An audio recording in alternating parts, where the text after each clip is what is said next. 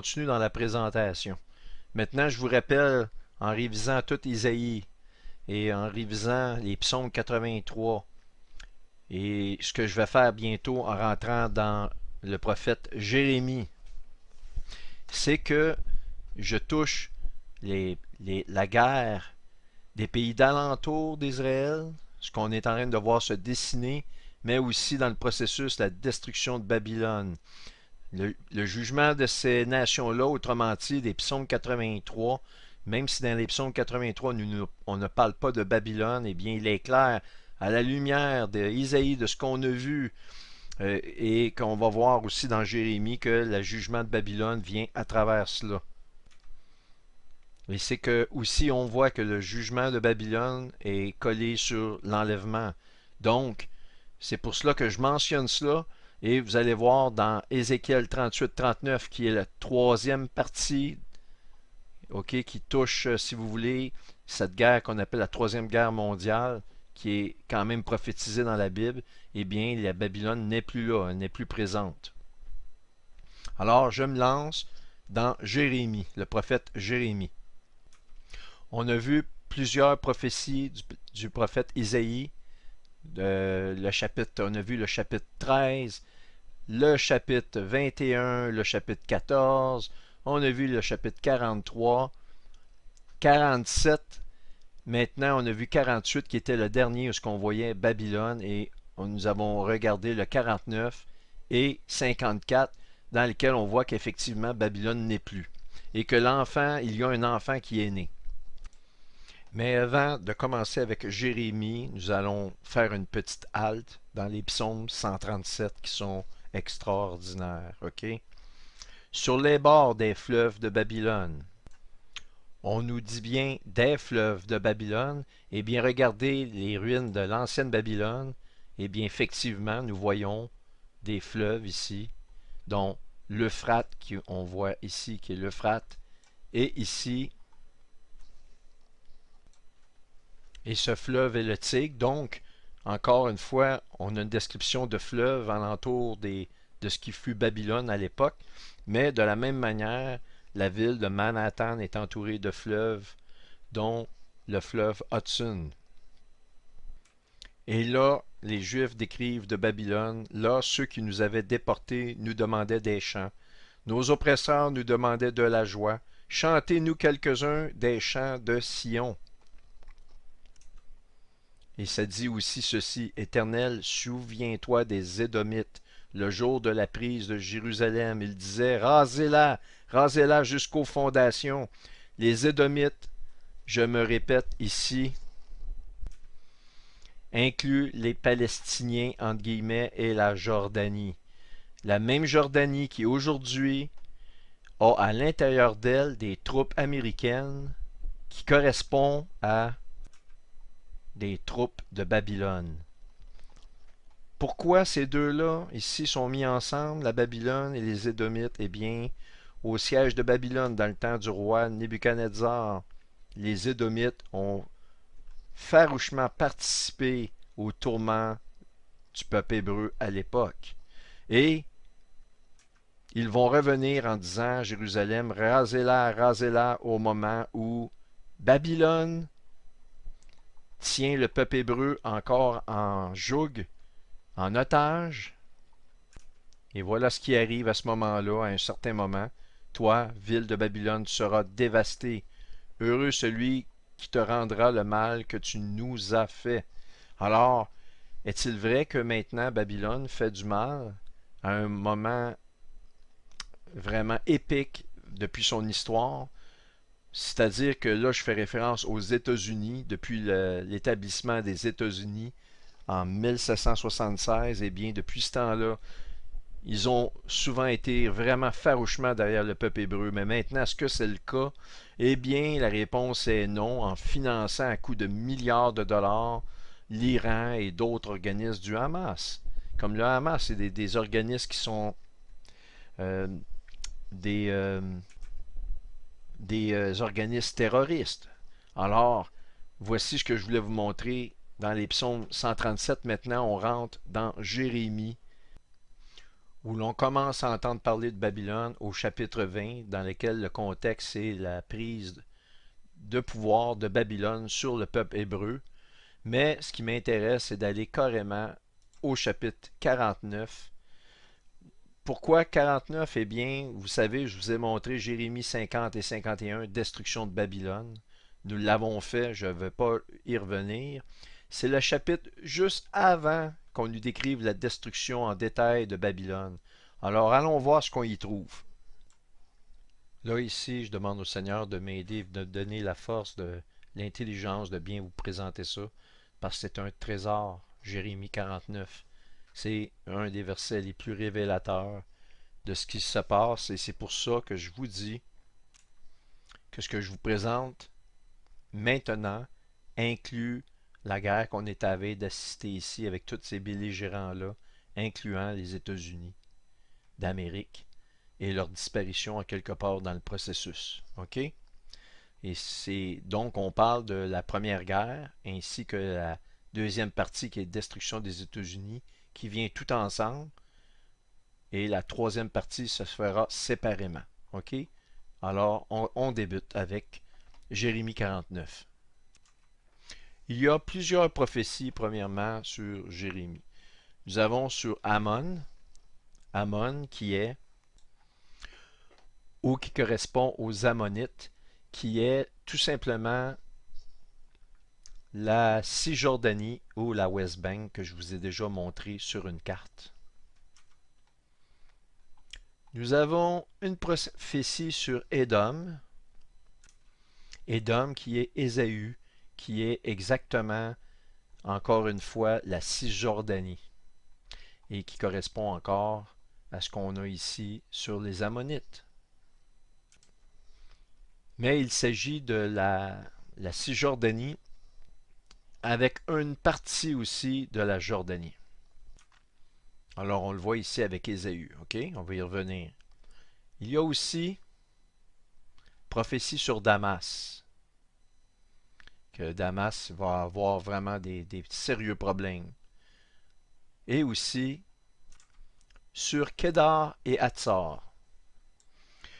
La région de Bétar se retrouve en Cisjordanie, exactement dans la West Bank, et tant qu'à la région de Hatzor, elle se retrouve au Liban et au sud-ouest, sud-ouest de la Syrie.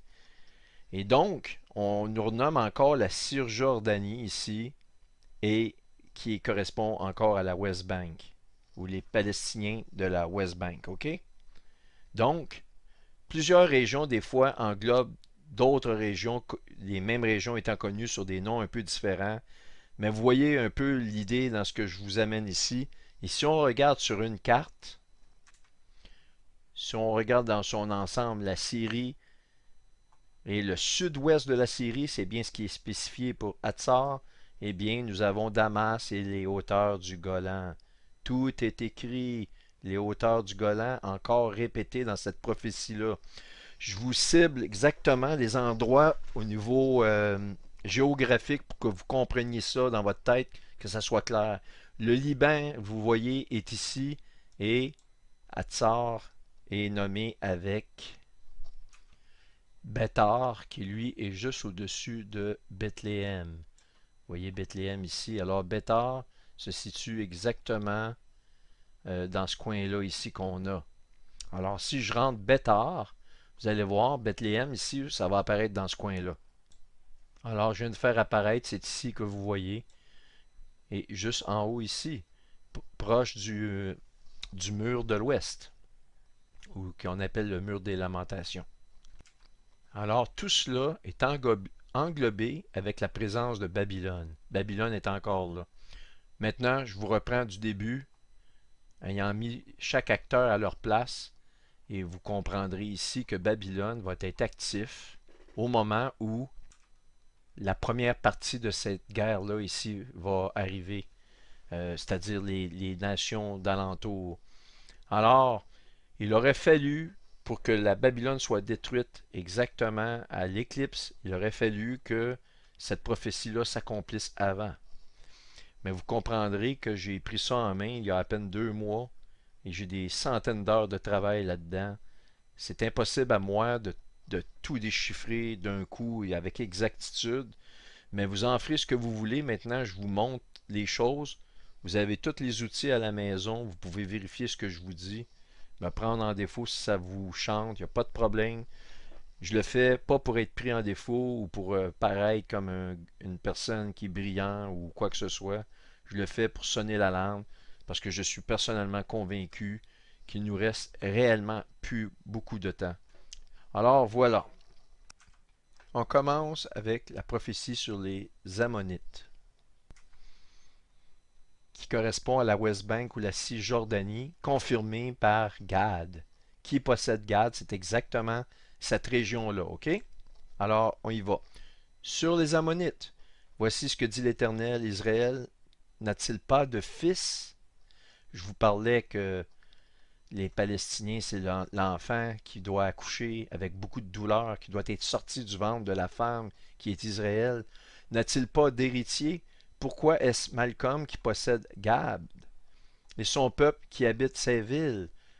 Voilà pourquoi les jours viennent, déclare l'Éternel, où je ferai retentir le cri de guerre contre Abba, la capitale des Ammonites. Elle deviendra un tas de ruines, c'est assez clair, et les villes qui en dépendent seront détruites en cendres. Alors Israël reprendra son héritage à ceux qui l'en avaient dépossédé, dit l'Éternel. Alors voyez-vous, c'est un enfant qui doit naître, qui doit être sorti du ventre. Et il va être un tas de ruines. Maintenant, qu'est-ce qui va arriver de ces gens-là? Cependant, après cela, je ramènerai les déportés des Ammonites, déclare l'Éternel. Autrement dit, comme je vous l'ai montré tout à l'heure pour la bande de Gaza, les Philistins, pardon, ils vont être déportés d'une certaine manière. Alors, ils vont faire la même chose. Israël va prendre en charge d'une certaine manière certaines de cette peuplade-là. Et après la résultante de la destruction de ce territoire-là et la mise en ruine, puis vous allez voir, la Bible est claire qu'ils ont des cachettes, ils ont des édifices souterrains, ok? Et c'était déjà prévu, la Bible avait déjà tout vu ça. Alors ne vous étonnez pas d'entendre parler que la Hamas a construit des bâtisses évidemment sous des écoles. Ils vont se cacher en arrière des enfants. Ces êtres-là qui sont tellement braves se cachent en dessous des hôpitaux, mais ils ont des bâtisses. Il y a le Hamas de surface, mais il y a le Hamas sous terre. Et la Bible est claire. Donc, je reviens ici pour pas trop m'égarer. Les Ammonites seront les déportés, il va les ramener l'Éternel. Maintenant, prophétie sur Édom. Regardez ceci. Alors, Édom, c'est la partie sud-ouest de la Jordanie, incluant la Cisjordanie ou la West Bank, ok?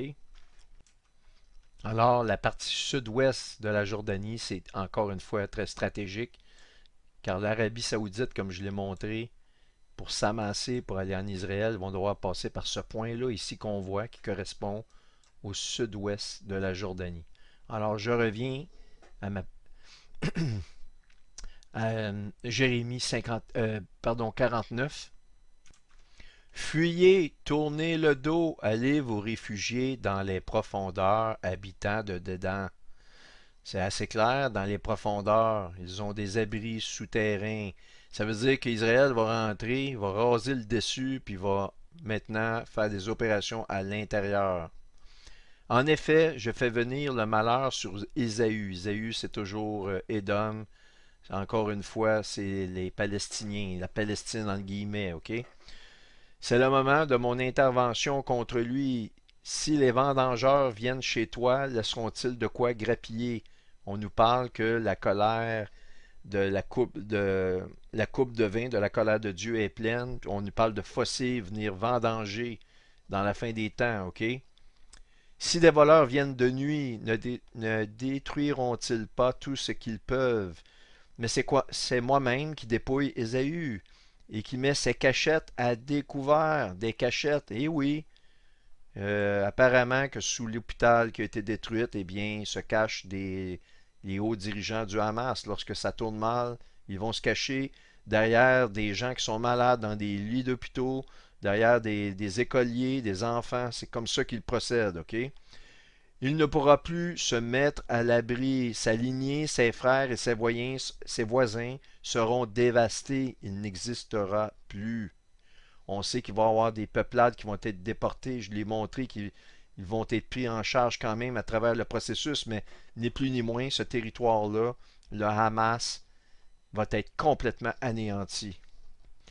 Et d'ailleurs, ici, c'est un trésor, OK? Le Hamas en a absolument rien à faire de sa population.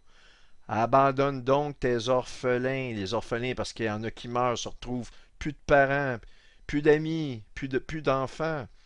Abandonne donc tes orphelins, moi je les garderai en vie. Quant à tes veuves, qu'elles placent leur confiance en moi, ok? On va continuer parce que je pourrais en dire bien long là-dessus. On nous dit Botsra deviendra un sujet de consternation et d'insulte. Quant aux villes voisines, elles deviendront des ruines et ce pour toujours. Eh bien, regardez sur une carte où se situe Botsra, en plein cœur de la West Bank. Donc, j'ai appris une nouvelle de la part de l'Éternel et un messager a été envoyé parmi les nations. Alors, vous comprenez que lorsque Israël va rentrer avec les nouvelles que nous avons aujourd'hui, toutes les nations vont savoir ce qui se passe en temps pratiquement réel. Rassemblez-vous et marchez contre Édom. Encore la Palestine. Vous levez-vous pour lui faire la guerre. Et ici, c'est très intéressant. On voit une association entre Édom et l'aigle. Et ici, je pense qu'il s'agit d'un verset qui annonce une relation entre l'aigle et Édom, qui est la Palestine. Et selon moi, ça peut signifier le financement par les États-Unis d'Amérique sur Édom. Maintenant, on continue.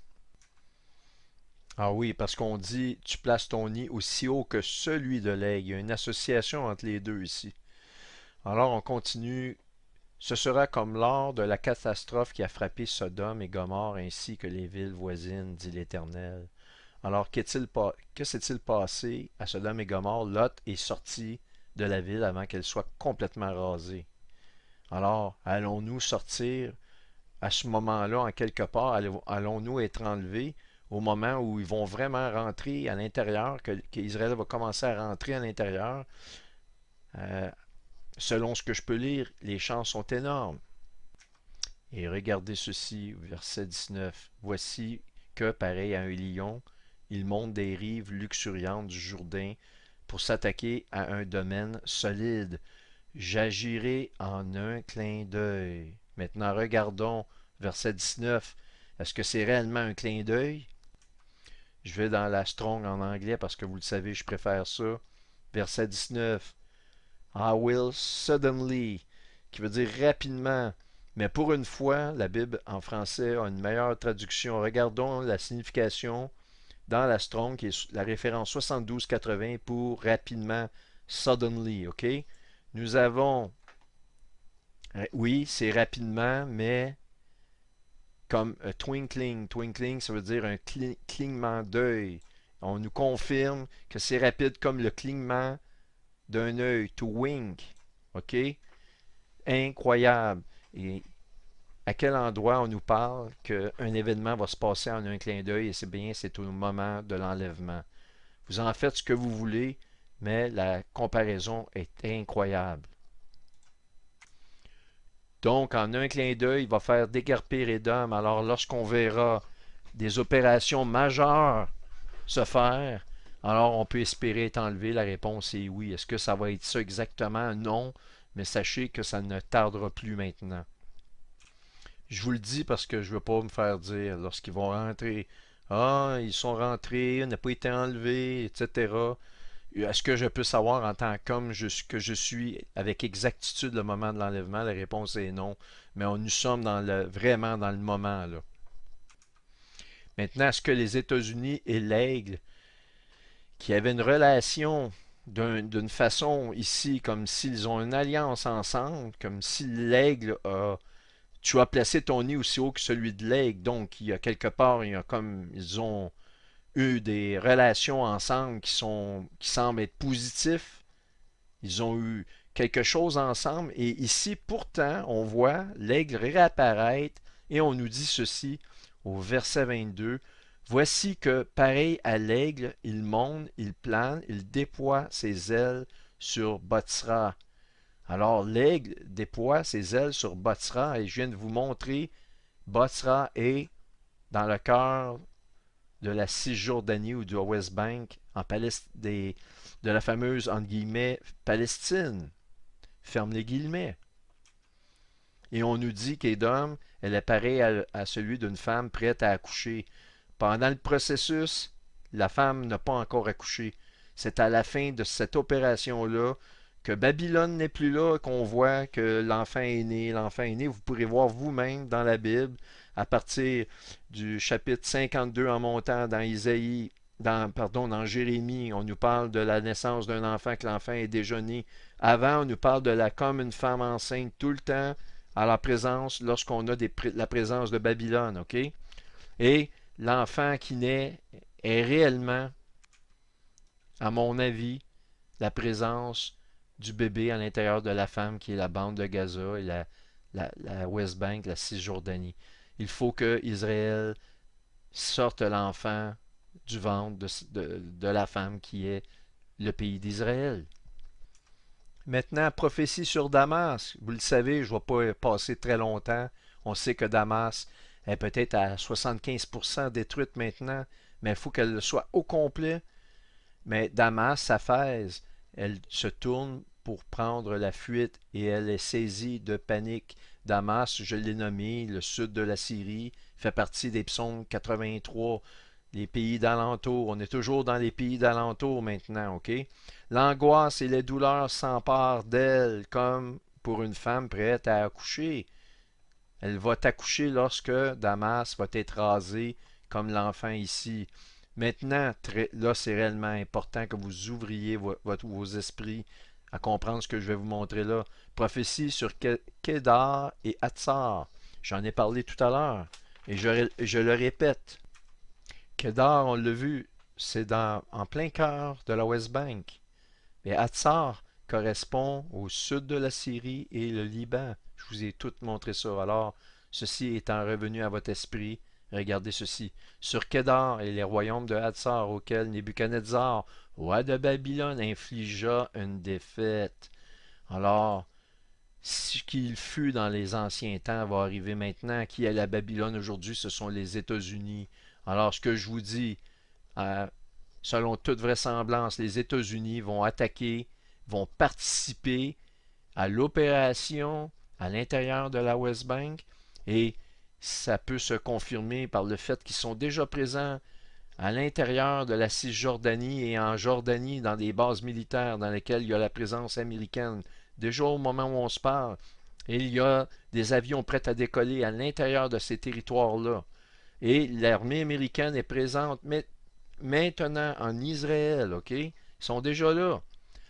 Donc, Hatzar, maintenant, ils vont participer sur la destruction de ce qui semble être une opération sur Damas, bien que je n'ai pas une preuve absolue, mais ils pourraient coordonner et participer à cela, mais ils vont le faire en tout cas, à proprement dit, au Liban, qui fait partie de Hatzar, ici qu'on voit. On va aller dans les détails. Voici ce que dit l'Éternel. Levez-vous, montez à Kedar et semez la dévastation chez les nomades de l'Est. Cachez-vous dans les profondeurs. Ben oui, ils ont des tunnels, on en a encore ici, ça sort encore. En effet, Babylone, le roi de Babylone a pris une décision contre vous. Il a formé un projet contre vous. Alors, voici, vous avez votre preuve. Babylone va maintenant agir contre ces deux pays-là au moment où toutes ces prophéties-là sur Damas et sur la Palestine, sur Édom et sur les Ammonites va se faire. Alors on retourne ici en bas. Hatzar sera le repère des chacals, un désert pour toujours. Plus personne n'y habitera, aucun homme n'y séjournera. Et sur Élam maintenant, Élam, je vais vous dire, Élam est une partie de la Perse.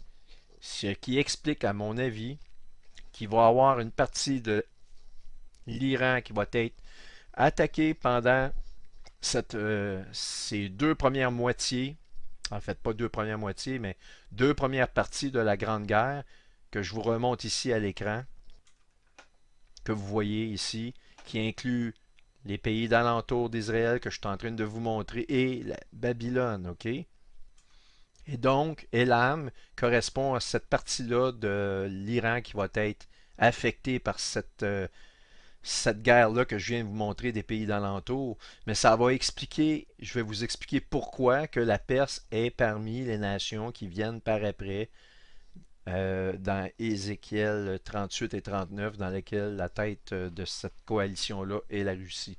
Alors, je me lance. Premièrement, Elam, ça correspond à quoi? Ça correspond à ceci. Alors, Elam, c'est une partie, je dirais, la partie qui est le sud-ouest, à proprement dit, de, de l'Iran, qu'on connaît aujourd'hui. Maintenant, vous voyez ici, je ne peux pas grossir, mais on voit, c'est l'endroit que Daniel nous dit avoir eu une vision dans Daniel 8 de la ville de Souci ici, S-U-S-E, je ne veux pas prononcer d'autre chose, mais c'est exactement ce que vous allez retrouver, qui englobe la vision de Daniel 8. C'est incroyable, et on le voit ici dans Elam, et l'Iran, c'est plus gros, ça va comme ceci, et si je vous montre une autre image de l'Iran, eh bien, on la voit ici, l'Iran, et on voit que, proprement dit, leurs deux réacteurs nucléaires se retrouvent exactement dans la région qui englobe Elam, qui est environ ici, comme vous voyez, qui va jusqu'à la Arak, ici, un peu plus haut, et qui descend jusqu'à, c'est la ville de Kchin qu'on voit ici, et qui, à proprement dit, va couvrir un peu le golfe Persique qu'on voit là. Mais peut-être jusqu'au milieu du golfe Persique, ok? Donc ça monte ici, ça va jusqu'à là, et à proprement dit, ça englobe la centrale nucléaire qui est active ici. Cette centrale-là ici, elle est en construction présentement, mais celle-là, c'est la grosse centrale nucléaire de l'Iran. Alors, vous regardez, remarquez, le golfe Persique, on est environ à la moitié ici, un peu plus au sud de ce plan nucléaire. Et bien, regardez encore la carte de la région d'Elam. Et vous voyez, Elam va chercher exactement, la centrale se retrouve environ ici, elle l'englobe. Alors, c'est cette partie-là de l'Iran qui est visée dans une première partie des prophéties. Alors, on y retourne.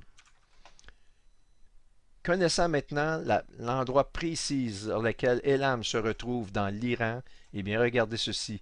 Je vais briser l'arc d'Elam, sa principale force. Alors, il y a quelque chose dans l'Elam qui fait vraiment sa force.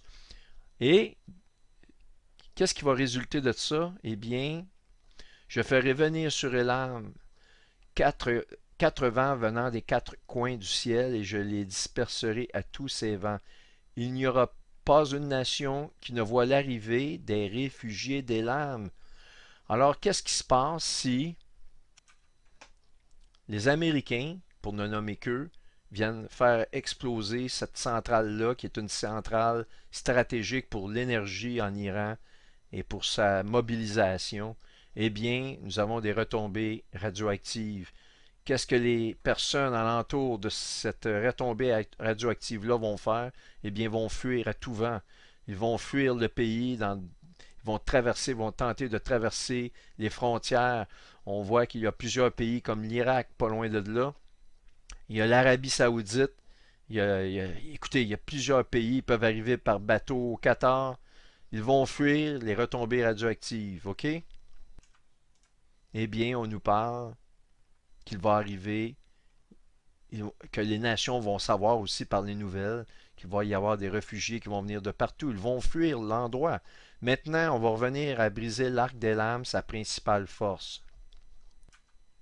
Il est incroyable de constater pour l'arc ici qu'on voit que c'est réellement l'arc-en-ciel, Rainbow, qui fait référence à l'iris toujours l'Iris. Et on nous confirme que l'arc est la principale force de Elam. Selon moi, c'est toutes les installations nucléaires pour le raffinement et ils ont dans des bases souterraines, évidemment, l'endroit où ils préparent des bombes nucléaires. Selon les derniers rapports, et là c'est une hypothèse, ok? Selon les derniers rapports, il n'y a pas d'armes actuellement pour aller atteindre la profondeur des bunkers dans lesquels ces installations-là sont situées. Alors, si j'étais les Américains, si j'étais Israël, pour ralentir, pour briser cet élan-là, eh bien, tu attaques exactement ce que je viens de vous montrer, c'est-à-dire le site de la construction de la nouvelle base nucléaire qu'on voit ici. J'attaque celle-ci pour la détruire parce que ça va vraiment créer un sérieux problème. L'Iran n'en sera plus à construire une bombe nucléaire, ils vont en être à survivre à ce moment-là. Et on voit encore dans Elam des laboratoires de recherche sur le nucléaire ici. OK? Alors, Elam contient la plupart des endroits stratégiques pour le nucléaire chez l'Iran. Alors, on nous dit, je vais envoyer l'épée à leur poursuite jusqu'à leur extermination. Alors, on voit encore la présence omniprésente de Babylone à travers toutes ces prophéties-là. Je vous le dis, euh, lorsqu'on parle de Jérémie 49, c'est un trésor. Alors, maintenant, on a Jérémie 50-51 qui donne réellement les détails sur la destruction de Babylone. Babylone, c'est les derniers gestes qu'on y voit poser à travers ces prophéties-là qui correspondent à la guerre qui va avec les pays d'alentour. Et ça expliquerait pourquoi que dans Zacharie 12, on nous dit, parce que là, ça va réellement être quelque chose de très, très difficile dans lequel Israël s'embarque, qui va être durement jugé par les nations au départ, lorsqu'ils vont rentrer en Palestine. Écoutez, il va y avoir des morts, ça va être quelque chose de terrible. Mais en quelque part, on voit l'utilisation de la bombe à neutrons par Israël. Vous allez voir, je vais vous le montrer. Mais Israël, à un certain moment, si elles perdent leur allié qui est les États-Unis, eh bien, n'aura plus le choix que d'utiliser la manière forte. Alors, voici, ça complète la deuxième partie de cette présentation-là. Et dans la troisième partie, nous allons voir, je devrais être en mesure de compléter Ézéchiel 38-39. Alors, à tout le moins, vous avez déjà en main des éléments pour vous montrer que tout est en route, qu'on est réellement rendu dans les dernières étapes de ce grand sprint qui est une vie sur terre dans l'attente du Seigneur pour l'enlèvement. Alors, merci de votre écoute.